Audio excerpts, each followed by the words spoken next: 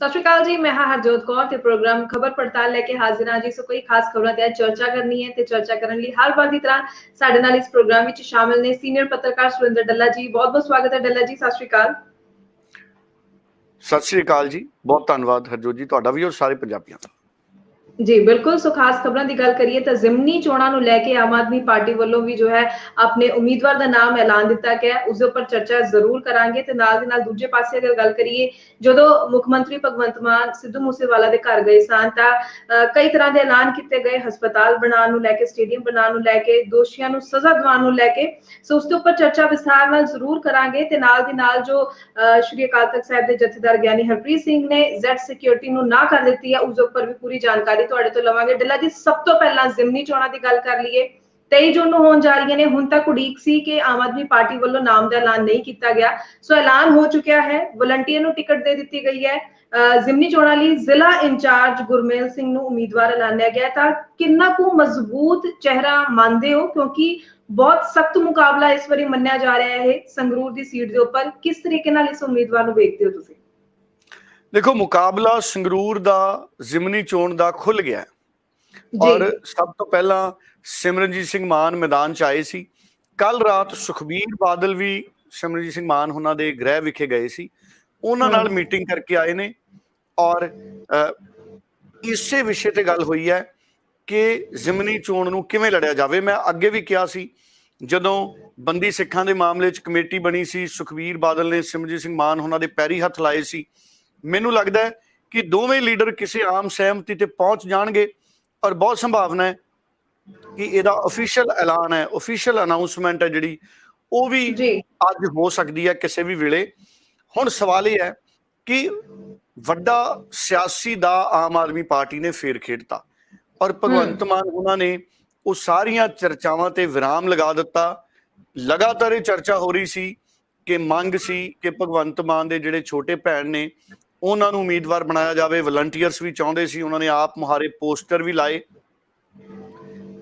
ਅਗਰ ਸਿੱਧੂ ਮੂਸੇਵਾਲਾ ਮਾਮਲਾ ਨਾ ਹੁੰਦਾ, ਅਗਰ ਸਿੱਧੂ ਮੂਸੇਵਾਲਾ ਦਾ ਕਤਲकांड ਨਾ ਹੁੰਦਾ ਤੇ ਪਾਰਟੀ ਵਿਚਾਰ ਕਰ ਵੀ ਸਕਦੀ ਸੀ ਕਿ ਅਸੀਂ ਭਗਵੰਤ ਮਾਨ ਉਹਨਾਂ ਦੇ ਪਰਿਵਾਰ ਚੋਂ ਇਹ ਟਿਕਟ ਦੇ ਦਈਏ। ਪਰ ਹੁਣ ਜਦੋਂ ਸਿੱਧੂ ਮੂਸੇਵਾਲੇ ਦੇ ਕਤਲ ਤੋਂ ਬਾਅਦ ਸਰਕਾਰ ਤੇ ਲਾ ਐਂਡ ਆਰਡਰ ਤੇ ਫੇਲ ਹੋ ਜਾਣ ਦੇ ਇਲਜ਼ਾਮ ਲੱਗ ਰਹੇ ਨੇ, ਜਦੋਂ ਵਿਰੋਧੀ ਸਾਰੇ ਇਕੱਠੇ ਹੋ ਗਏ ਨੇ ਤੇ ਆਮ ਆਦਮੀ ਪਾਰਟੀ ਕਿਸੇ ਵੀ ਦੂਸਰੇ ਪਰਿਵਾਰਵਾਦ ਦੇ ਵਿਰੋਧ ਦੇ ਇਲਜ਼ਾਮ ਝੱਲਣ ਦੀ ਸਥਿਤੀ 'ਚ ਨਹੀਂ ਸੀ। ਸੋ ਇਸ ਕਰਕੇ ਫੈਸਲਾ ਬੜਾ ਚੰਗਾ ਲਿਆ। ਮੌਕੇ ਦੇ ਹਿਸਾਬ ਨਾਲ ਉਹਨਾਂ ਨੇ ਚੰਗਾ ਰਾਜਨੀਤਿਕ ਪੱਤਾ ਖੇਡਿਆ। ਗੁਰਮੇਲ ਸਿੰਘ ਇੱਕ ਵਲੰਟੀਅਰ ਨੇ, ਬੜੀ ਸਾਫ਼ ਸੁਥਰੀ ਛਵੀ ਹੈ।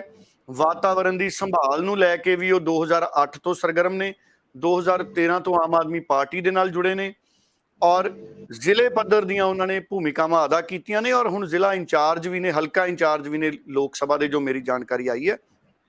ਹੁਣ ਉਹ ਵੱਡੇ ਦਾਅਵੇਦਾਰ ਬਣ ਗਏ ਨੇ ਸਿੱਧੇ ਪਾਰਲੀਮੈਂਟ ਵਿੱਚ ਪਹੁੰਚਣ ਦੇ ਔਰ ਭਗਵੰਤ ਮਾਨ ਦੀ ਜਿਹੜੀ 2 ਵਾਰ ਦੀ ਜਿੱਤੀ ਹੋਈ ਸੀਟ ਸੀ ਉਹਦੀ ਜ਼ਿੰਮੇਵਾਰੀ ਜਿੱਤ ਕੇ ਦੇਣ ਦੀ ਹੁਣ ਗੁਰਮੇਲ ਸਿੰਘ ਉਹਨਾਂ ਕੋਲੇ ਆ ਔਰ ਨਾਲ ਨਾਲ ਭਗਵੰਤ ਮਾਨ ਉਹਨਾਂ ਦੀ ਵੀ ਜ਼ਿੰਮੇਵਾਰੀ ਹੈ ਕਿ ਉਹ ਜਿਤਾ ਕੇ ਗੁਰਮੇਲ ਸਿੰਘ ਨੂੰ ਭੇਜਣ। ਹੁਣ ਮੁਕਾਬਲਾ ਸਖਤ ਹੋਣਾ ਹਰਜੋਤ ਜੀ। ਅਸੀਂ ਇੱਕ ਪਾਸੜ ਮੁਕਾਬਲਾ ਨਾ ਦੇਖੀਏ ਕਿਉਂਕਿ ਜਿਸ ਤਰੀਕੇ ਦਾ ਸਿਆਸੀ ਮਾਹੌਲ ਬਣਿਆ 3 ਮਹੀਨੇ ਦਾ ਟੈਸਟ ਹੈ ਔਰ ਜਿਸ ਤਰ੍ਹਾਂ ਨਾਲ ਧਰਨੇ ਪ੍ਰਦਰਸ਼ਨ ਹੋ ਰਹੇ ਨੇ ਬਰਨਾਲਾ 'ਚ, ਭਗਵੰਤ ਮਾਨ ਦੇ ਘਰ ਦੇ ਬਾਹਰ ਜਿਸ ਤਰੀਕੇ ਨਾਲ ਪ੍ਰੋਟੈਸਟ ਹੋ ਰਹੇ ਨੇ, ਜਿਹੜੇ ਸਰਕਾਰੀ ਮੁਲਾਜ਼ਮ ਹੈ ਉਹ ਇੱਕ ਬਹੁਤ ਵੱਡੀ ਧਿਰ ਨੇ। ਸਰਕਾਰੀ ਮੁਲਾਜ਼ਮ, ਅਧਿਆਪਕ ਉਹ ਬਹੁਤ ਵੱਡੀ ਧਿਰ ਨੇ ਔਰ 3 ਮਹੀਨਿਆਂ ਦਰਮਿਆਨ ਜਿਹੜੇ ਸਰਕਾਰੀ ਮੁਲਾਜ਼ਮ ਨੇ, ਜਿਹੜੇ ਕੱਚੇ ਨੇ, ਉਹਨਾਂ ਨੂੰ ਪੱਕਿਆਂ ਕਰਨ ਦੀ ਮੰਗ ਹਜੇ ਤੱਕ ਉਸੇ ਤਰ੍ਹਾਂ ਖੜੀ ਹੈ ਔਰ ਜਿਹੜੇ ਅਧਿਆਪਕ ਨੇ, ਪ੍ਰੋਟੈਸਟ ਕਰਨ ਵਾਲੇ ਕੱਚੇ ਮੁਲਾਜ਼ਮ ਨੇ, ਜਿਹੜੀਆਂ ਪੋਸਟਾਂ ਰੈਗੂਲਰ ਨਹੀਂ ਹੋਈਆਂ, ਬਹੁਤ ਸਾਰੇ ਅਜਿਹੇ ਮਹਿਕਮਿਆਂ ਦੇ ਮੁਲਾਜ਼ਮ ਨੇ ਜਿਹੜੇ ਕਿ ਸੰਗਰੂਰ 'ਚ ਆ ਕੇ ਪ੍ਰੋਟੈਸਟ ਕਰ ਰਹੇ ਨੇ ਔਰ ਕੱਲ ਵੀ ਕਹਿੰਦੇ ਪੁਲਿਸ ਨੇ ਹਲਕਾ ਫੁਲਕਾ ਬਲ ਪ੍ਰਯੋਗ ਕੀਤਾ ਅਧਿਆਪਕਾਂ ਦੇ ਪ੍ਰੋਟੈਸਟ ਨੂੰ ਨਜਿੱਠਣ ਦੇ ਲਈ। ਸੋ ਇਹਨਾਂ ਹਾਲਾਤਾਂ ਦੇ ਵਿੱਚ ਜਿਹੜੀ ਸੰਗਰੂਰ ਦੀ ਜ਼ਿਮਨੀ ਚੋਣ ਹੈ ਉਹ ਖੁੱਲ ਗਈ ਹੈ। ਕੋਈ ਦੋ ਰਾਏ ਨਹੀਂ, ਭਗਵੰਤ ਮਾਨ ਵੱਡਾ ਚਿਹਰਾ ਨੇ, ਮੁੱਖ ਮੰਤਰੀ ਨੇ, ਸੰਗਰੂਰ ਦੇ ਨੇ। ਪਰ ਜਿਹੜਾ ਜਨਰਲ ਵਰਗ ਹੈ, ਜਨਰਲ ਵਰਗ ਨੇ ਬੜੇ ਪ੍ਰੋਟੈਸਟ ਕੀਤੇ ਪਿਛਲੇ ਦਿਨਾਂ 'ਚ ਕਿ ਜਦੋਂ ਤੁਸੀਂ ਬਿਜਲੀ ਦੀ ਮਾਫੀ ਕਰ ਰਹੇ ਹੋ 300 ਯੂਨਿਟ ਤੇ ਸਾਡਾ ਬਿੱਲ 300 ਤੋਂ ਬਾਅਦ ਆਵੇ। ਇਹ ਮੰਗ ਜਿਹੜੀ ਹੈ ਬੜੀ ਪ੍ਰਬਲ ਹੋ ਕੇ ਉੱਠੀ ਸੀ। ਇਹ ਹੈ ਦੂਸਰਾ। ਇਹਦੇ ਨਾਲ ਨਾਲ ਸਰਕਾਰੀ ਮੁਲਾਜ਼ਮਾਂ ਦੀ ਮੈਂ ਗੱਲ ਕੀਤੀ, ਔਰ ਤੀਸਰਾ ਸਿੱਧੂ ਮੂਸੇਵਾਲੇ ਦਾ ਚਲੇ ਜਾਣਾ, ਔਰ ਨੌਜਵਾਨਾਂ ਦਾ ਕਿਤੇ ਨਾ ਕਿਤੇ ਸਰਕਾਰ ਪ੍ਰਤੀ ਨਾਰਾਜ਼ਗੀ ਦਾ ਰਵੱਈਆ। ਇਹ ਤਿੰਨ ਕਾਰਨ ਨੇ ਜਿਹੜੇ ਚੁਣੌਤੀ ਦੇ ਰਹੇ ਨੇ ਆਮ ਆਦਮੀ ਪਾਰਟੀ ਨੂੰ। ਪਰ ਆਮ ਆਦਮੀ ਪਾਰਟੀ ਆਪਣੇ ਆਪ ਨੂੰ ਤਕੜਾ ਕਿੱਥੇ ਸਮਝ ਰਹੀ ਹੈ? ਆਮ ਆਦਮੀ ਪਾਰਟੀ ਤਕੜਾ ਇਸ ਕਰਕੇ ਸਮਝ ਰਹੀ ਹੈ ਕਿ ਸਾਡੇ ਨਾਲ ਮੁਕਾਬਲਾ ਕੌਣ ਕਰੂਗਾ। ਹੁਣ ਜਦੋਂ ਗੱਲ ਇਹ ਆ ਜਾਂਦੀ ਹੈ ਵੀ ਆਮ ਆਦਮੀ ਪਾਰਟੀ ਨਾਲ ਮੁਕਾਬਲਾ ਕੌਣ ਕਰੂਗਾ, ਮੈਂ ਕੁਝ ਦਿਨ ਪਹਿਲਾਂ ਵੀ ਕਿਹਾ ਸੀ ਕਿ ਇਹ ਮੁਕਾਬਲਾ ਆਮ ਆਦਮੀ ਪਾਰਟੀ ਅਤੇ ਵੋਟਰਾਂ ਦਾ ਹੈ। ਬਿਲਕੁਲ, ਇਹ ਮੁਕਾਬਲਾ ਆਮ ਆਦਮੀ ਪਾਰਟੀ ਅਤੇ ਵੋਟਰਾਂ ਦਾ ਹੈ, ਕਿਉਂਕਿ ਦੂਜੀਆਂ ਧਿਰਾਂ ਇੰਨੀਆਂ ਮਜ਼ਬੂਤ ਨਜ਼ਰ ਨਹੀਂ ਆ ਰਹੀਆਂ। ਦੇਖੋ, ਸਿਮਰਜੀਤ ਸਿੰਘ ਮਾਨ, ਅਗਰ ਸਿਮਰਜੀਤ ਸਿੰਘ ਮਾਨ, ਜਿਵੇਂ ਮੈਂ ਪਹਿਲਾਂ ਵੀ ਕਿਹਾ ਕਿ ਉਹਨਾਂ ਨੇ ਐਲਾਨ ਕੀਤਾ ਸੀ ਮੈਂ ਚੋਣ ਲੜਨੀ ਹੈ, ਅਗਰ ਸਿਮਰਜੀਤ ਸਿੰਘ ਮਾਨ ਤੇ ਦੂਜੀਆਂ ਪਾਰਟੀਆਂ ਦੀ ਸਹਿਮਤੀ ਬਣ ਜਾਂਦੀ ਹੈ, ਕੱਲ ਸੁਖਬੀਰ ਔਰ ਸਿਮਰਜੀਤ ਸਿੰਘ ਮਾਨ ਦੀ ਮੀਟਿੰਗ ਹੋਈ ਹੈ, ਫਾਈਨਲ ਨਤੀਜਾ ਨਹੀਂ ਹਜੇ ਉਹਨਾਂ ਦਾ ਬਾਹਰ ਆਇਆ, ਹੋ ਸਕਦਾ ਕਿਸੇ ਵੇਲੇ ਆ ਜੇ। ਅਗਰ ਅਕਾਲੀ ਦਲ ਸਿਮਰਨਜੀਤ ਸਿੰਘ ਮਾਨ ਨੂੰ ਸਮਰਥਨ ਕਰ ਦਿੰਦਾ, ਕਿਉਂਕਿ ਜਿਹੜੇ ਬੰਦੀ ਸਿੱਖਾਂ ਨਾਲ ਜੁਟੀਆਂ ਸਿੱਖ ਜਥੇਬੰਦੀਆਂ ਸੀ ਕਈ, ਉਹ ਚਾਹੁੰਦੀਆਂ ਸੀ ਕਿ ਬਲਵੰਤ ਸਿੰਘ ਰਾਜੋਆਣਾ ਦੇ ਭੈਣ ਨੇ ਉਹ ਮੁਕਾਬਲੇ ਚ ਆਉਣ। ਉਹਨਾਂ ਨੇ ਇਨਕਾਰ ਕਰ ਦਿੱਤਾ ਬਹੁਤ ਸਤਿਕਾਰ ਨਾਲ ਕਿ ਮੈਂ ਸਥਿਤੀ ਚ ਨਹੀਂ ਆ ਕਿ ਮੈਂ ਲੜਾਂ। ਉਸ ਤੋਂ ਬਾਅਦ ਅਗਰ ਅਕਾਲੀ ਦਲ, ਸਿੱਖ ਸੰਗਠਨ, ਇਹ ਸਾਰੇ ਲੋਕ ਸਿਮਰਨਜੀਤ ਸਿੰਘ ਮਾਨ ਦਾ ਸਮਰਥਨ ਕਰ ਦਿੰਦੇ ਨੇ ਤਾਂ ਇਹ ਇੱਕ ਧਿਰ ਬਣ ਸਕਦੀ ਹੈ। ਪਰ ਮੈਨੂੰ ਨਹੀਂ ਲੱਗਦਾ ਕਿ ਸਿਮਰਨਜੀਤ ਸਿੰਘ ਮਾਨ ਦੀ ਵਿਚਾਰਧਾਰਾ ਦਾ ਸਮਰਥਨ ਬੀਜੇਪੀ ਕਰ ਸਕਦੀ ਹੈ। ਅਜਿਹੀ ਸਥਿਤੀ ਦੇ ਵਿੱਚ ਬੀਜੇਪੀ ਅਗਰ ਕਿਸੇ ਉਮੀਦਵਾਰ ਨੂੰ ਲੈ ਕੇ ਆਉਂਦੀ ਹੈ, ਉਹ ਕੌਣ ਹੋਏਗਾ? ਇਹ ਆਪਣੇ ਆਪ ਦੇ ਵਿੱਚ ਵੱਡਾ ਸਵਾਲ ਹੈ। ਹਾਲਾਂਕਿ ਅੱਜ ਅਮਿਤ ਸ਼ਾਹ ਹੁਣੀ ਚੰਡੀਗੜ੍ਹ ਦੇ ਦੌਰੇ ਤੇ ਨੇ, ਔਰ ਬਹੁਤ ਸੰਭਾਵਨਾ ਹੈ ਕਿ ਅਮਿਤ ਸ਼ਾਹ ਵੀ ਸਿੱਧੂ ਮੂਸੇਵਾਲਾ ਦੇ ਪਿੰਡ ਜਾ ਕੇ ਪਰਿਵਾਰ ਨਾਲ ਦੁੱਖ ਸਾਂਝਾ ਕਰ ਸਕਦੇ ਨੇ, ਔਰ ਉਹਨਾਂ ਦੇ ਨਾਲ ਸਿਕਿਉਰਿਟੀ ਨਾਲ ਜੁੜੇ ਕੋਈ ਵੱਡੇ ਸਲਾਹਕਾਰ ਵੀ ਹੋ ਸਕਦੇ ਨੇ। ਅਜਿਹੀਆਂ ਰਿਪੋਰਟਾਂ ਨੇ ਜਿਹੜੀਆਂ ਮੀਡੀਆ ਦੇ ਵਿੱਚ ਚੁੰਝ ਚਰਚਾ ਹੋ ਰਹੀ ਹੈ, ਇਹਨਾਂ ਦੀ ਚੁੰਝ ਚਰਚਾ ਹੋ ਰਹੀ ਹੈ ਜ਼ੁਬਾਨੀ। ਹੁਣ ਇਹ ਇੱਕ ਪੱਖ ਹੈ। ਫਿਰ ਦੂਸਰਾ ਪੱਖ ਹੈ ਇੱਕ ਕਾਂਗਰਸ। ਕੀ ਸਿਮਰਜੀਤ ਸਿੰਘ ਮਾਨ ਦਾ ਸਮਰਥਨ ਕਰ ਸਕਦੀ ਹੈ? ਕਾਂਗਰਸ ਦੀ ਵਿਚਾਰਧਾਰਾ ਵੀ ਮੇਲ ਨਹੀਂ ਖਾਂਦੀ। ਹੁਣ ਅਗਰ ਤਾਂ ਅਕਾਲੀ ਦਲ ਸਿਮਰਜੀਤ ਸਿੰਘ ਮਾਨ ਦੇ ਨਾਲ ਕੋਈ ਫੈਸਲਾ ਉਜਾਗਰ ਕਰਦਾ ਹੈ ਤੇ ਫਿਰ ਤਾਜ਼ੀਆਂ ਸਥਿਤੀਆਂ ਅਲੱਗ ਬਣਨਗੀਆਂ। ਉਂਝ ਕੱਲ ਆਲ ਪਾਰਟੀ ਮੀਟਿੰਗ ਰੱਖੀ ਗਈ ਸੀ ਰਾਜਾ ਵੜਿੰਗ ਵੱਲੋਂ। ਉਹਨਾਂ ਨੇ ਸੱਦਾ ਦਿੱਤਾ ਸੀ ਵੀ ਲਾਅ ਐਂਡ ਆਰਡਰ ਦੇ ਮਸਲੇ ਤੇ ਅਸੀਂ ਸਾਰੀਆਂ ਪਾਰਟੀਆਂ ਇਕੱਠੀਆਂ ਹੋਈਏ, CPI, CPM, ਲੋਕ ਇਨਸਾਫ ਪਾਰਟੀ, ਬਹੁਜਨ ਸਮਾਜ ਪਾਰਟੀ, ਕਾਂਗਰਸ, BJP, ਕਾਂਗਰਸ ਤਾਂ ਉਹ ਆਪ ਨੇ, BJP ਔਰ ਅਕਾਲੀ ਦਲ, ਸਾਰਿਆਂ ਨੂੰ ਸੱਦਾ ਮਾਰਿਆ ਸੀ ਰਾਜਾ ਵੜਿੰਗ ਉਹਨਾਂ ਵੱਲੋਂ, ਜੋ ਮੈਨੂੰ ਪਤਾ ਲੱਗਿਆ। ਪਰ ਭਾਜਪਾ ਔਰ ਅਕਾਲੀ ਦਲ ਨੇ ਮੀਟਿੰਗ ਨੂੰ ਫੌਰੀ ਤੌਰ ਤੇ ਆਉਣ ਚ ਥੋੜੀ ਜਿਹੀ ਅਸਮਰਥਤਾ ਪ੍ਰਗਟ ਕੀਤੀ, ਜਾਂ ਤੁਰੰਤ ਕੋਈ ਰੁਝੇਵੇਂ ਜਾਂ ਕੋਈ ਕਾਰਨ ਦਿੱਤਾ ਉਹਦੇ ਲਈ ਵੀ ਥੋੜਾ ਵਕਤ ਪਾ ਲਓ। ਉਹਦੇ ਨਾਲ ਕੀ ਹੋਇਆ ਕਿ ਜਿਹੜੀ ਸਰਕਾਰ ਦੇ ਖਿਲਾਫ ਵਿਰੋਧੀ ਪਾਰਟੀਆਂ ਦੀ ਮੀਟਿੰਗ ਸੀ, ਉਹਦੇ ਵਿੱਚ ਇਹ ਮਸਲਾ ਲਾਅ ਐਂਡ ਆਰਡਰ ਦੇ ਨਾਲ ਨਾਲ ਕਿ ਸਰਕਾਰ ਨੂੰ ਕਿਵੇਂ ਘੇਰਨਾ ਹੈ, ਇਹ ਮਸਲਾ ਵੀ ਵਿਚਾਰਿਆ ਜਾ ਸਕਦਾ ਸੀ। ਪਰ ਉਸ ਤੋਂ ਬਾਅਦ ਰਾਜਾ ਵੜਿੰਗ ਉਹਨਾਂ ਨੇ ਉਹ ਮੀਟਿੰਗ ਪੋਸਟਪੋਨ ਕਰਤੀ, ਜਿਹਦੇ ਨਾਲ ਸਾਰੀਆਂ ਵਿਰੋਧੀ ਧਿਰਾਂ ਹਰਜੋਤ ਜੀ ਕੱਲ ਇਕੱਠੀਆਂ ਨਹੀਂ ਹੋ ਸਕੀਆਂ ਟੇਬਲ ਤੇ, ਜਿੱਥੇ ਉਹ ਸਲਾਹ ਕਰ ਸਕਣ ਕਿ ਅਸੀਂ ਭਗਵੰਤ ਮਾਨ ਦੀ ਸਰਕਾਰ ਨੂੰ ਵਿਰੋਧੀ ਧਿਰ ਦੀ ਭੂਮਿਕਾ ਦੇ ਰੂਪ ਦੇ ਵਿੱਚ ਕਿਵੇਂ ਘੇਰਨਾ ਹੈ ਜੀ। ਔਰ ਇਹ ਮੀਟਿੰਗ ਨਹੀਂ ਹੋ ਸਕੀ। ਪਰ ਰਾਜਾ ਵੜਿੰਗ ਉਹਨਾਂ ਦੀ ਮੈਂ ਇੰਟਰਵਿਊ ਸੁਣੇ, ਇੱਕ ਦੋ ਉਹਨਾਂ ਦੇ ਬਿਆਨ ਸੁਣੇ, ਉਹਨਾਂ ਨੇ ਇਸ਼ਾਰਿਆਂ ਦੇ ਵਿੱਚ ਇਹ ਗੱਲ ਕੀਤੀ ਕਿ ਅਗਰ ਸਾਰੀਆਂ ਪਾਰਟੀਆਂ ਸਿੱਧੂ ਮੂਸੇਵਾਲੇ ਦੇ ਪਰਿਵਾਰ ਚ ਉਹਨਾਂ ਦੇ ਪਿਤਾ ਜੀ ਨੂੰ, ਬਲਕੌਰ ਸਿੰਘ ਮੇਰਾ ਖਿਆਲ ਉਹਨਾਂ ਦਾ ਨਾਮ ਹੈ, ਉਹਨਾਂ ਨੂੰ ਅਗਰ ਰਾਜ਼ੀ ਕਰ ਲੈਣ, ਸਾਰੀਆਂ ਪਾਰਟੀਆਂ ਇੱਕ ਰਾਏ ਬਣਾ ਕੇ ਅਗਰ ਉਹਨਾਂ ਨੂੰ ਰਾਜ਼ੀ ਕਰ ਲੈਣ, ਉਹ ਜ਼ਿੰਮੇਵਾਰੀ ਲੈਣ ਪੰਜਾਬ ਦੇ ਹੱਕ ਚ ਸੰਗਰੂਰ ਦੀ ਜ਼ਿਮਨੀ ਚੋਣ ਲੜਨ ਲਈ, ਔਰ ਸਾਰੀਆਂ ਪਾਰਟੀਆਂ ਉਹਨਾਂ ਨੂੰ ਸਾਂਝਾ ਉਮੀਦਵਾਰ ਬਣਾ ਲੈਣ, ਤੇ ਫਿਰ ਇੱਕ ਪਾਸੇ ਆਪ, ਇੱਕ ਪਾਸੇ ਸਾਰੀਆਂ ਪਾਰਟੀਆਂ ਤੇ ਸਿੱਧੂ ਮੂਸੇਵਾਲੇ ਦੇ ਪਿਤਾ ਜੀ ਅਗਰ ਉਹ ਮੰਨ ਗਏ, ਇਹ ਵੀ ਗੱਲ ਹੈ ਕਿ ਉਹ ਮੰਨਦੇ ਨੇ ਜਾਂ ਨਹੀਂ, ਕਿਉਂਕਿ 8 ਜੂਨ ਨੂੰ ਸਿੱਧੂ ਮੂਸੇਵਾਲੇ ਦੇ ਲਈ ਉਹਨਾਂ ਦਾ ਭੋਗ ਹੈ ਸਿੱਧੂ ਮੂਸੇਵਾਲੇ ਦਾ। ਹੁਣ ਸਵਾਲ ਇਹ ਹੈ ਵੀ ਕੀ ਪਹਿਲਾਂ ਪਾਰਟੀਆਂ ਤਿਆਰ ਹੁੰਦੀਆਂ ਨੇ? ਅਗਰ ਪਾਰਟੀਆਂ ਤਿਆਰ ਹੁੰਦੀਆਂ ਨੇ ਤੇ ਕੀ ਸਿੱਧੂ ਮੂਸੇਵਾਲੇ ਦੇ ਪਿਤਾ ਜੀ ਤਿਆਰ ਹੁੰਦੇ ਨੇ? ਅਗਰ ਇਹ ਸੰਭਾਵਨਾਵਾਂ ਬਣਦੀਆਂ, ਅਗਰ ਇੱਕ ਪਾਸੇ ਗੁਰਮੇਲ ਸਿੰਘ ਆਮ ਆਦਮੀ ਪਾਰਟੀ ਦੇ ਔਰ ਦੂਜੇ ਪਾਸੇ ਸਿੱਧੂ ਮੂਸੇਵਾਲੇ ਦੇ ਪਿਤਾ ਜੀ ਚੋਣ ਮੈਦਾਨ 'ਚ ਲੜਦੇ ਨੇ, ਫਿਰ ਇਹ ਕੰਡੇਦਾਰ ਟੱਕਰ ਹੋਊਗੀ ਜੀ, ਫਿਰ ਪੂਰੀ ਕੰਡੇਦਾਰ ਟੱਕਰ ਹੋਊਗੀ। ਕੁਝ ਵੀ ਹੋ ਸਕਦਾ, ਜਿਵੇਂ ਭਾਰਤ ਤੇ ਪਾਕਿਸਤਾਨ ਦਾ ਮੁਕਾਬਲਾ ਹੁੰਦਾ, ਫਿਰ ਉਸੇ ਤਰ੍ਹਾਂ ਦੀ ਟੱਕਰ ਹੋਣੀ ਹੈ। ਔਰ ਨੈਸ਼ਨਲ ਮੀਡੀਆ ਫਿਰ ਇਹਨੂੰ ਬਹੁਤ ਕਵਰ ਕਰੂਗਾ, ਕਿਉਂਕਿ ਸਿੱਧੂ ਮੂਸੇਵਾਲੇ ਦੇ ਪਿਤਾ ਜੀ ਅਗਰ ਲੋਕ ਸਭਾ 'ਚ ਜਾਣਾ ਚਾਹੁੰਦੇ ਨੇ ਪੰਜਾਬ ਦੇ ਭਲੇ ਲਈ, ਕਿਉਂਕਿ ਲੋਕ ਸਭਾ ਦੇ ਵਿੱਚ ਜਿਹੜਾ ਵੀ ਮੈਂਬਰ ਜਾਊਗਾ ਉਹਦੇ ਲਈ ਜ਼ਿੰਮੇਵਾਰੀ ਪੰਜਾਬ ਦੀ ਬਣ ਜਾਂਦੀ ਹੈ, ਵੀ ਪੰਜਾਬ ਦੀ ਜਾ ਕੇ ਆਵਾਜ਼ ਚੱਕਣੀ ਹੈ, ਪੰਜਾਬ ਦੇ ਕਿਸਾਨਾਂ ਦੀ, ਪੰਜਾਬ ਦੇ ਹੱਕਾਂ ਦੀ, ਪੰਜਾਬ ਦੇ ਮੁੱਦਿਆਂ ਦੀ, ਪੰਜਾਬ ਦੇ ਹਰ ਵਰਗ ਦੀ। ਜੀ ਜੀ, ਇਹ ਇੱਕ ਜ਼ਿੰਮੇਵਾਰੀ ਬਣ ਜਾਂਦੀ ਹੈ। ਸੋ ਇਸ ਕਰਕੇ ਇਹ ਲੋਕ ਸਭਾ ਦੀ ਚੋਣ ਲੜਨੀ, ਸਿਆਸਤ 'ਚ ਉਤਰਨਾ, ਇਹ ਕੋਈ ਲਗਜ਼ਰੀ ਸ਼ੋਹਰਤ ਨਹੀਂ ਹੈ, ਇਹ ਬਹੁਤ ਕੋਈ ਸਹੂਲਤ ਵਾਲੀ ਗੱਲ ਨਹੀਂ ਹੈ, ਬਹੁਤ ਵੱਡੀ ਜ਼ਿੰਮੇਵਾਰੀ ਹੈ ਜੀ। ਅਗਰ ਸਿੱਧੂ ਮੂਸੇਵਾਲੇ ਜੀ ਦੇ ਪਰਿਵਾਰ ਚੋਂ ਉਹਨਾਂ ਦੇ ਪਿਤਾ ਜੀ ਇਸ ਜ਼ਿੰਮੇਵਾਰੀ ਚੱਕਣ ਨੂੰ ਤਿਆਰ ਹੁੰਦੇ ਨੇ, ਜਿਵੇਂ ਰਾਜਾ ਵੜਿੰਗ ਜੀ ਚਾਹੁੰਦੇ ਨੇ ਕਿ ਜੇ ਸਾਰੇ ਇਕੱਠੇ ਹੋ ਕੇ ਅਸੀਂ ਉਹਨਾਂ ਨੂੰ ਮਨਾ ਲਈਏ, ਅਸੀਂ ਸਾਰੇ ਵੀ ਤਿਆਰ ਹੋ ਜਾਈਏ, ਤੇ ਫਿਰ ਇਹ ਮੁਕਾਬਲਾ ਹਰਜੋਤ ਜੀ ਖੁੱਲ ਜਾਏਗਾ, ਫਿਰ ਬਹੁਤ ਸਖਤ ਮੁਕਾਬਲਾ ਹੋਏਗਾ। ਇੱਕ ਪਾਸੇ ਸਿੱਧੂ ਮੂਸੇਵਾਲੇ ਦੇ ਪਿਤਾ ਔਰ ਇੱਕ ਪਾਸੇ ਗੁਰਮੇਲ, ਆਮ ਆਦਮੀ ਪਾਰਟੀ ਦੇ ਗੁਰਮੇਲ ਸਿੰਘ। ਪਰ ਇਹ ਮੈਂ ਸੋਚ ਰਿਹਾ ਰਾਜਾ ਵੜਿੰਗ ਜੀ ਦੇ ਇਸ਼ਾਰੇ ਤੋਂ ਬਾਅਦ ਇਹ ਸੰਭਵ ਹੁੰਦਾ ਹੈ ਜਾਂ ਨਹੀਂ ਹੁੰਦਾ ਕਿ ਬੀਜੇਪੀ ਇਹਦੇ ਲਈ ਤਿਆਰ ਹੁੰਦੀ, ਕਿਉਂਕਿ ਉਹ ਪਰਿਵਾਰ ਤਾਂ ਕਾਂਗਰਸ ਨਾਲ ਹੀ ਜੁੜਿਆ, ਕਿਉਂਕਿ ਸਿੱਧੂ ਮੂਸੇਵਾਲੇ ਦੇ ਮਾਤਾ ਜੀ ਉਹ ਤਾਂ ਸਰਪੰਚ ਨੇ ਕਾਂਗਰਸ ਦੇ। ਸੋ ਇਸ ਕਰਕੇ ਅਗਰ ਉਸ ਪਰਿਵਾਰ ਚੋਂ ਟਿਕਟ ਦਿੰਦੇ ਨੇ ਕਿ ਬੀਜੇਪੀ ਸਹਿਮਤ ਹੋਏਗੀ, ਅਗਰ ਬਾਕੀ ਤਿਆਰ ਹੋ ਵੀ ਜਾਣ, ਕਿ ਸਿਮਰਨਜੀਤ ਸਿੰਘ ਮਾਨ ਵੀ ਤਿਆਰ ਹੋਣਗੇ। ਹਾਲਾਂਕਿ ਸਿਮਰਨਜੀਤ ਸਿੰਘ ਮਾਨ ਵੀ ਪਰਿਵਾਰ ਨਾਲ ਦੁੱਖ ਵੰਡਾਉਣ ਗਏ ਸੀ, ਔਰ ਇਹ ਵੀ ਚਰਚਾ ਸੀ ਕਿ ਸਿੱਧੂ ਮੂਸੇਵਾਲਾ ਸਤਿਕਾਰ ਕਰਦੇ ਸੀ ਸਿਮਰਨਜੀਤ ਸਿੰਘ ਮਾਨ ਦਾ।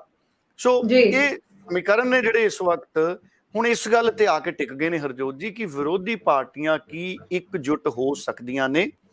ਅਗਰ ਹਾਲ ਦੀ ਘੜੀ ਦੇਖਿਆ ਜਾਵੇ, ਬੀਜੇਪੀ ਪ੍ਰੋਫੈਸਰ ਪ੍ਰੇਮ ਸਿੰਘ ਚੰਦੂਮਾਜਰਾ ਨਾਲ, ਮਾਫ ਕਰਨਾ, ਬੀਜੇਪੀ ਸੁਖਦੇਵ ਸਿੰਘ ਢੀਂਡਸਾ ਉਹਨਾਂ ਨਾਲ ਗਠਬੰਧਨ 'ਚ ਹੈ, ਕੈਪਟਨ ਅਮਰਿੰਦਰ ਨਾਲ ਗਠਬੰਧਨ 'ਚ ਹੈ। ਹੁਣ ਪਰਮਿੰਦਰ ਸਿੰਘ ਢੀਂਡਸਾ ਦਾ ਮੈਂ ਬਿਆਨ ਪੜ੍ਹ ਰਿਹਾ ਸੀ, ਉਹ ਕਹਿੰਦੇ ਵੀ ਅਸੀਂ ਆਪਣੀ ਜਿਹੜੀ ਸਮਝੌਤੇ ਦੀ ਪਾਰਟੀ ਹੈ ਬੀਜੇਪੀ ਦਾ ਸਹਿਯੋਗ ਕਰਾਂਗੇ ਇਸ ਸੀਟ ਲਈ। ਹੁਣ ਬੀਜੇਪੀ ਨੂੰ ਕੋਈ ਇਸ ਤਰੀਕੇ ਦਾ ਧੜੱਲੇਦਾਰ ਉਮੀਦਵਾਰ ਨਹੀਂ ਮਿਲ ਰਿਹਾ। ਹੁਣ ਆਮ ਆਦਮੀ ਪਾਰਟੀ ਵੱਲੋਂ ਗੁਰਮੇਲ ਸਿੰਘ ਨੇ, ਉਹ ਵਲੰਟੀਅਰ ਨੇ। ਹੁਣ ਦੂਸਰੇ ਪਾਸੇ ਅਗਰ ਸਿਮਰਨਜੀਤ ਸਿੰਘ ਮਾਨ ਆ ਜਾਂਦੇ ਨੇ, ਫਿਰ ਕਾਂਗਰਸ ਕਿਹਨੂੰ ਲੈ ਕੇ ਆਏਗੀ? ਅਗਰ ਸਿਮਰਨਜੀਤ ਸਿੰਘ ਮਾਨ ਨੂੰ ਅਕਾਲੀ ਦਲ ਸਮਰਥਨ ਕਰ ਦਿੰਦਾ ਹੈ, ਤਿੰਨ ਧਿਰਾਂ ਬਣ ਗਈਆਂ, ਬੀਜੇਪੀ, ਆਮ ਆਦਮੀ ਪਾਰਟੀ ਔਰ ਅਕਾਲੀ ਦਲ ਔਰ ਸਿਮਰਨਜੀਤ ਸਿੰਘ ਮਾਨ। ਅਗਰ ਸਮਝੌਤਾ ਹੁੰਦਾ ਜੀ, ਫਿਰ ਚੌਥੀ ਧਿਰ ਰਹੇਗੀ ਕਾਂਗਰਸ। ਕਾਂਗਰਸ ਚੋਂ ਕੌਣ ਉਮੀਦਵਾਰ ਆਏਗਾ? ਇਹਦਾ ਮਤਲਬ ਹੈ ਕਿ ਫਿਰ ਵੋਟਾਂ ਉੱਥੇ ਵੰਡੀਆਂ ਜਾਣ ਦੀਆਂ ਸੰਭਾਵਨਾਵਾਂ ਨੇ। ਫਿਰ ਬਸਪਾ ਕਿਹਨੂੰ ਉਮੀਦਵਾਰ ਬਣਾਉਂਦੀ ਹੈ, CPI, CPM, ਇਹ ਪਾਰਟੀਆਂ ਕਿਸ ਨੂੰ ਉਮੀਦਵਾਰ ਬਣਾਉਂਦੀਆਂ, ਕੀ ਲੋਕ ਇਨਸਾਫ ਪਾਰਟੀ ਚੋਣ ਲੜੇਗੀ? ਇਹ ਸਾਰੀਆਂ ਗੱਲਾਂ ਨੇ ਜਿਹੜੀਆਂ ਫਿਰ ਇਹ ਧਿਆਨ ਦੇ ਵਿੱਚ ਆਉਣਗੀਆਂ। ਪਰ ਮੈਨੂੰ ਇਹ ਲੱਗਦਾ ਕਿ ਹਾਲ ਦੀ ਘੜੀ ਇਹਨਾਂ ਸਾਰੀਆਂ ਸੰਭਾਵਨਾਵਾਂ ਦੇ ਬਾਵਜੂਦ ਮੁਕਾਬਲਾ ਉੱਥੇ ਫਸਿਆ ਹੋਇਆ ਹੈ, ਕਿਉਂਕਿ ਮੁਕਾਬਲਾ Aam Aadmi party versus voter ਹੈ। ਬਿਲਕੁਲ 3 ਮਹੀਨਿਆਂ ਦੇ ਕੰਮਕਾਜ ਨੂੰ ਵੋਟਰਸ ਨੇ ਪਸੰਦ ਕੀਤਾ, ਕਿ ਸਰਕਾਰੀ ਮੁਲਾਜ਼ਮ ਖੁਸ਼ ਨੇ, ਕਿ ਸਰਕਾਰੀ ਕਰਮਚਾਰੀ ਖੁਸ਼ ਨੇ, ਕਿ ਦੁਕਾਨਦਾਰ ਖੁਸ਼ ਨੇ, ਕਿਸਾਨ ਖੁਸ਼ ਨੇ, ਮੁਲਾਜ਼ਮ ਵਰਗ ਖੁਸ਼ ਹੈ, ਪੁਲਿਸ ਮੁਲਾਜ਼ਮ ਖੁਸ਼ ਨੇ। ਇਹ ਸਾਰੀਆਂ ਗੱਲਾਂ ਨਿਰਭਰ ਕਰਦੀਆਂ ਨੇ, ਇਹ ਸਾਰੀਆਂ ਗੱਲਾਂ ਨਿਰਭਰ ਕਰਦੀਆਂ ਨੇ। ਮੁਕਾਬਲਾ ਖੁੱਲਿਆ ਹੋਇਆ ਹੈ। ਬਿਲਕੁਲ ਸਹੀ ਕਿਹਾ ਤੁਸੀਂ। ਸੋ ਚੁਣੌਤੀਆਂ ਤਾਂ ਬਹੁਤ ਵੱਡੀਆਂ ਨੇ ਇਸ ਵੇਲੇ ਆਮ ਆਦਮੀ ਪਾਰਟੀ ਉੱਪਰ। ਅਸੀਂ ਪੰਜਾਬ ਸਰਕਾਰ ਦੀ ਜੇਕਰ ਗੱਲ ਕਰੀਏ ਤੇ ਦੂਸਰੇ ਪਾਸੇ ਜਿੱਥੇ ਤੱਕ ਅਸੀਂ ਬਾਕੀ ਪਾਰਟੀਆਂ ਦੀ ਗੱਲ ਕਰ ਰਹੇ ਹਾਂ ਜਿਨ੍ਹਾਂ ਨੇ ਹਲੇ ਤੱਕ ਨਾਮ ਨਹੀਂ ਐਲਾਨਿਆ, ਸੋ ਕੁਝ ਕੁ ਦਿਨ ਹੀ ਬਾਕੀ ਨੇ ਤੇ ਸਾਰੀ ਤਸਵੀਰ ਬਿਲਕੁਲ ਸਾਫ਼ ਹੋ ਜਾਏਗੀ ਕਿ ਮੁਕਾਬਲਾ ਕਿੰਨਾ ਕੁ ਤਗੜਾ ਇੱਥੇ ਬਣ ਰਿਹਾ। ਫਿਲਹਾਲ ਵੈਸੇ ਹੀ ਇਹ ਸੰਗਰੂਰ ਦੀ ਸੀਟ ਜੀ ਪਰ ਮੈਨੂੰ ਲੱਗਦਾ ਬਸ ਕੱਲ ਦਾ ਦਿਨ ਹੀ ਬਾਕੀ ਹੈ, ਕਿਉਂਕਿ ਅੱਜ 4 ਹੋ ਗਈ, ਕੱਲ 5 ਹੋ ਜਾਣੀ, ਪਰਸੋਂ ਤਾਂ ਆਖਰੀ ਦਿਨ ਹੈ। ਸੋ ਜੇ ਕਿਸੇ ਵਿਅਕਤੀ ਦਾ ਨਾਮ ਐਲਾਨਣਗੇ, ਵੈਸੇ ਕਾਗਜ਼ ਤਾਂ ਕਈਆਂ ਨੇ ਤਿਆਰ ਕਰਾ ਲਏ ਹੋਣੇ, ਕਿਉਂਕਿ ਇੱਕ ਦਿਨ 'ਚ ਤਾਂ ਕਾਗਜ਼ ਵੀ ਨਹੀਂ ਤਿਆਰ ਹੁੰਦੇ ਜੀ। ਅੱਜ ਕੱਲ ਐਫੀਡੇਵਿਟ ਟੈਸਟ ਕਰਾਣੇ ਬੜਾ ਟਾਈਮ ਲੱਗ ਜਾਂਦਾ। ਜੀ ਬਿਲਕੁਲ ਸਹੀ ਕਿਹਾ ਤੁਸੀਂ। ਤੇ ਜਿੱਥੇ ਅਸੀਂ ਇੱਕ ਪਾਸੇ ਗੱਲ ਕਰ ਰਹੇ ਸੀ ਸਿੱਧੂ ਮੂਸੇਵਾਲਾ ਦੇ ਪਰਿਵਾਰ ਦੀ, ਕਿ ਉਹਨਾਂ ਦੇ ਪਰਿਵਾਰ ਚੋਂ ਵੀ ਕੀ ਅੱਗੋਂ ਸਿਆਸਤ ਦੇ ਵਿੱਚ ਉਹਨਾਂ ਦੇ ਫਾਦਰ ਸਾਹਿਬ ਅੱਗੇ ਆਉਂਦੇ ਨੇ, ਕੁਝ ਹੁੰਦਾ। ਸੋ ਇਹ ਵੀ ਤਸਵੀਰ ਜੋ ਹੈ ਚਲੋ ਆਉਣ ਵਾਲੇ ਸਮੇਂ ਵਿੱਚ ਕਲੀਅਰ ਜ਼ਰੂਰ ਹੋ ਜਾਏਗੀ। ਪਰ ਚਰਚਾ ਵਿੱਚ ਜ਼ਰੂਰ ਰਹੀ ਕਿ ਜਦੋਂ ਪੰਜਾਬ ਦੇ ਮੁੱਖ ਮੰਤਰੀ ਭਗਵੰਤ ਮਾਨ ਪਹੁੰਚਦੇ ਨੇ ਦੁੱਖ ਦਾ ਪ੍ਰਗਟਾਵਾ ਕਰਨ ਸਿੱਧੂ ਮੂਸੇਵਾਲਾ ਦੇ ਪਰਿਵਾਰ ਦੇ ਕੋਲ, ਸੋ ਜਿੱਥੇ ਇਹ ਗੱਲ ਕਹਿੰਦੇ ਵੀ ਨਜ਼ਰ ਆਉਂਦੇ ਨੇ ਕਿ ਦੋਸ਼ੀਆਂ ਨੂੰ ਬਖਸ਼ਿਆ ਨਹੀਂ ਜਾਏਗਾ ਤੇ ਨਾਲ ਦੀ ਨਾਲ ਇਹ ਵੀ ਗੱਲ ਕਹਿੰਦੇ ਨਜ਼ਰ ਆਏ ਕਿ ਸਿੱਧੂ ਮੂਸੇਵਾਲਾ ਦੀ ਯਾਦ ਵਿੱਚ ਸਟੇਡੀਅਮ ਬਣਾਇਆ ਜਾਏਗਾ, ਕੈਂਸਰ ਹਸਪਤਾਲ ਬਣਾਇਆ ਜਾਏਗਾ। ਇਸ ਮੁਲਾਕਾਤ ਨੂੰ, ਇਸ ਦੁੱਖ ਪ੍ਰਗਟਾਵਾ ਕਰਨ ਵਾਲੀ ਮੁਲਾਕਾਤ ਨੂੰ ਕਿਸ ਤਰੀਕੇ ਨਾਲ ਦੇਖਦੇ ਹੋ, ਔਰ ਜਿਵੇਂ ਮੁੱਖ ਮੰਤਰੀ ਭਗਵੰਤ ਮਾਨ ਵੱਲੋਂ ਐਲਾਨ ਕੀਤੇ ਗਏ ਨੇ, ਉਹਨਾਂ ਨੂੰ ਕਿਸ ਤਰੀਕੇ ਨਾਲ ਦੇਖਦੇ ਹੋ? ਦੇਖੋ, ਇੱਕ ਤਾਂ ਇਹ ਸਾਰੀ ਦੁਨੀਆ ਜਾਣਦੀ ਆ ਵੀ ਕੱਲ ਉੱਥੇ ਸਿਕਿਉਰਿਟੀ ਬਹੁਤ ਜ਼ਿਆਦਾ ਲੱਗ ਗਈ ਪਿੰਡ ਮੂਸੇ ਜੀ। ਤੜਕ ਸਾਰੀ ਸਿਕਿਉਰਿਟੀ ਲੱਗ ਗਈ ਸੀ, ਔਰ ਜ਼ਰੂਰਤ ਤੋਂ ਵੱਧ ਸਿਕਿਉਰਿਟੀ ਜਦੋਂ ਲੱਗੇ ਉਦੋਂ ਥੋੜੀ ਜਿਹੀ ਬੰਦਿਸ਼ ਮਹਿਸੂਸ ਹੁੰਦੀ ਹੈ। ਸਾਡੇ ਪਿੰਡਾਂ ਵਾਲਿਆਂ ਨੂੰ ਬਹੁਤ ਖੁੱਲੇ ਮਾਹੌਲ 'ਚ ਰਹਿਣ ਦੀ ਆਦਤ ਹੈ। ਹਰੇਕ ਵਿਅਕਤੀ ਦੇ ਆਪਣੀ ਨਿੱਜਤਾ ਨਾਲ ਜੁੜੇ ਕੰਮ ਨੇ, ਕਿਸੇ ਨੇ ਆਉਣਾ, ਕਿਸੇ ਨੇ ਜਾਣਾ, ਸਵੇਰੇ ਸਵੇਰੇ ਕਿਸੇ ਨੇ ਦੁੱਧ ਪਾ ਕੇ ਆਉਣਾ, ਕਿਸੇ ਨੇ ਸ਼ਹਿਰ ਕਿਸੇ ਕੰਮ ਜਾਣਾ, ਟਰਾਲੀ ਟਰੈਕਟਰ ਠੀਕ ਕਰਾਉਣਾ, ਬੜੇ ਕੰਮ ਹੁੰਦੇ ਨੇ ਕਈ ਤਰ੍ਹਾਂ ਦੇ। ਹੁਣ ਉਹ ਸੁਰੱਖਿਆ, ਕਿਉਂਕਿ ਮੁੱਖ ਮੰਤਰੀ ਦੀ ਸੁਰੱਖਿਆ ਬਹੁਤ ਜ਼ਿਆਦਾ ਹੁੰਦੀ ਹੈ, ਔਰ ਕਿਉਂਕਿ ਵਾਰਦਾਤ ਹੋਈ ਹੈ, ਗੈਂਗਸਟਰਸ ਨੇ ਕਤਲ ਕੀਤਾ ਗੋਲੀਆਂ ਚਲਾ ਕੇ, ਇਸ ਕਰਕੇ ਸੁਰੱਖਿਆ ਹੋਰ ਜ਼ਿਆਦਾ ਹੋਣੀ ਸੀ। ਫਿਰ ਕਿਤੇ ਨਾ ਕਿਤੇ ਵਿਰੋਧੀ ਧਿਰ ਜ਼ਿੰਮੇਦਾਰੀ ਬਣਾ ਰਹੇ ਸੀ ਵੀ ਸਰਕਾਰ ਦੀ ਜ਼ਿੰਮੇਦਾਰੀ ਹੈ, ਸਰਕਾਰ ਦੀ ਲਾਪਰਵਾਹੀ ਰਹੀ ਹੈ, ਉਹਦੀ ਸੁਰੱਖਿਆ ਦੇ ਵਿੱਚੋਂ ਕਟੌਤੀ ਕੀਤੀ ਗਈ ਹੈ, ਇਸ ਕਰਕੇ ਸੁਰੱਖਿਆ ਮਜ਼ਬੂਤ ਕਰਨ ਦੀ ਜ਼ਿੰਮੇਦਾਰੀ ਹੋਰ ਜ਼ਿਆਦਾ ਹੋ ਜਾਂਦੀ ਹੈ। ਸੋ ਕਰੜੇ ਪ੍ਰਬੰਧ ਹੋ ਗਏ ਤੇ ਕਹਿੰਦੇ ਉੱਥੇ ਨਾਰਾਜ਼ਗੀ ਵੀ ਲੋਕਾਂ ਦੇ ਵਿੱਚ ਰਹੀ, ਪਰ ਹੌਲੀ ਹੌਲੀ ਇਹ ਮਾਮਲਾ ਨਿਬੜ ਗਿਆ। ਲੋਕ ਇਸ ਗੱਲ ਨੂੰ ਮਹਿਸੂਸ ਕਰ ਗਏ ਵੀ ਚਲੋ ਮੁੱਖ ਮੰਤਰੀ ਸਾਡੇ ਦੁੱਖ ਵਿਅਕਤ ਕਰਨ ਆ ਰਹੇ ਨੇ। ਉਂਝ ਸ਼ੁਭਦੀਪ ਸਿੰਘ ਮੂਸੇਵਾਲੇ ਨੇ ਆਪ ਹੀ ਕਿਹਾ ਸੀ ਕਿ ਭਗਵੰਤ ਮਾਨ ਹੁਣੀ ਮੇਰੇ ਬੜੇ ਸਤਿਕਾਰਯੋਗ ਹੈ, ਵੱਡੇ ਭਰਾਵਾਂ ਵਰਗੇ, ਔਰ ਭਗਵੰਤ ਮਾਨ ਵੀ ਸ਼ੁਭਦੀਪ ਸਿੰਘ ਮੂਸੇਵਾਲੇ ਨੂੰ ਛੋਟਾ ਭਰਾ ਹੀ ਮੰਨਦੇ ਸੀ, ਕਿਉਂਕਿ ਉਮਰ 'ਚ ਬਹੁਤ ਛੋਟਾ ਸੀ। ਭਗਵੰਤ ਮਾਨ ਮੇਰਾ ਖਿਆਲ 48 ਸਾਲ ਦੇ ਆ, ਸ਼ੁਭਦੀਪ 27 28 ਸਾਲ ਦਾ ਸੀ। ਸੋ ਇਹ 20 ਸਾਲ ਦਾ ਫਰਕ, ਇੱਕ ਜਨਰੇਸ਼ਨ ਦਾ ਫਰਕ ਸੀ, ਬਹੁਤ ਵੱਡਾ ਫਰਕ ਸੀ।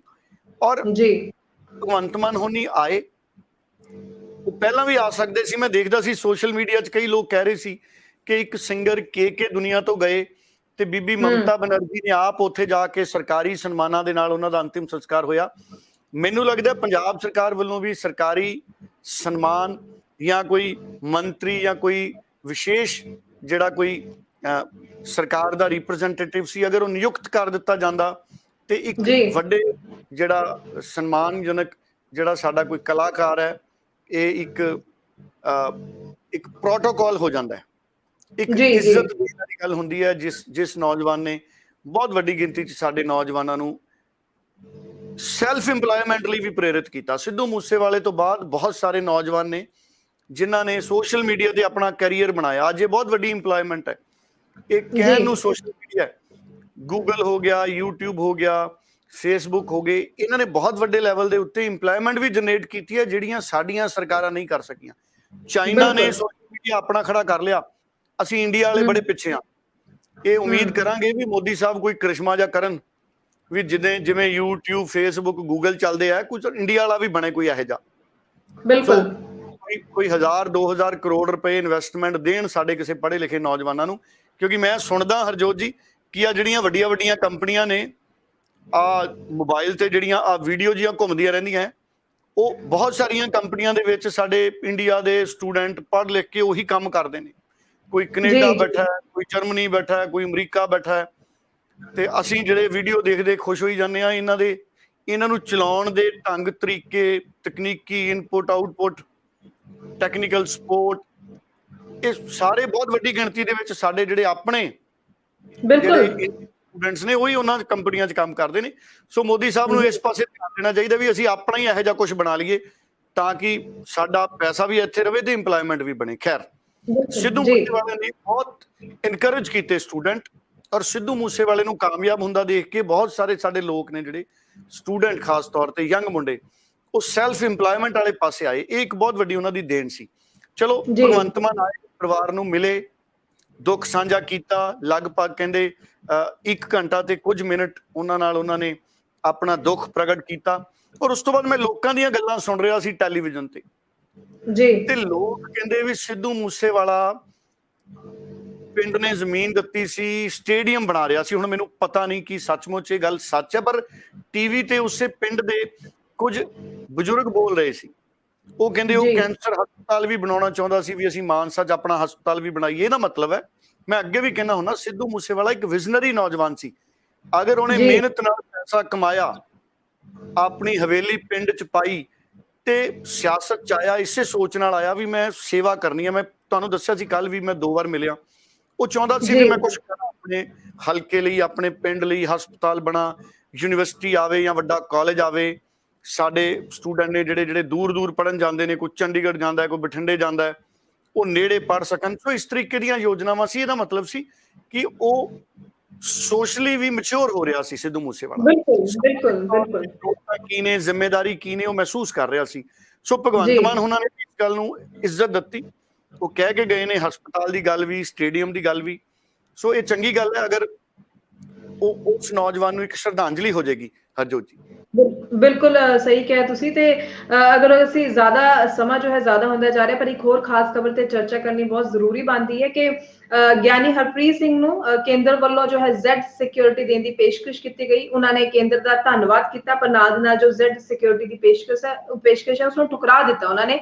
ਸੋ ਇਸ ਨੂੰ ਕਿਸ ਤਰੀਕੇ ਨਾਲ ਦੇਖਦੇ ਹੋ? ਵੈਸੇ ਹੀ ਅਸੀਂ ਲਗਾਤਾਰ ਦੇਖ ਰਹੇ ਹਾਂ ਕਿ ਪੰਜਾਬ ਦੇ ਵਿੱਚ ਲਗਾਤਾਰ ਸਿਕਿਉਰਿਟੀ ਦਾ ਮੁੱਦਾ ਲਗਾਤਾਰ ਹੀ ਸੁਰਖੀਆਂ ਵਿੱਚ ਚੱਲ ਰਿਹਾ ਹੈ। ਕਿਸ ਤਰ੍ਹਾਂ ਦੇਖਦੇ ਹੋ ਇਸ ਖਬਰ ਨੂੰ?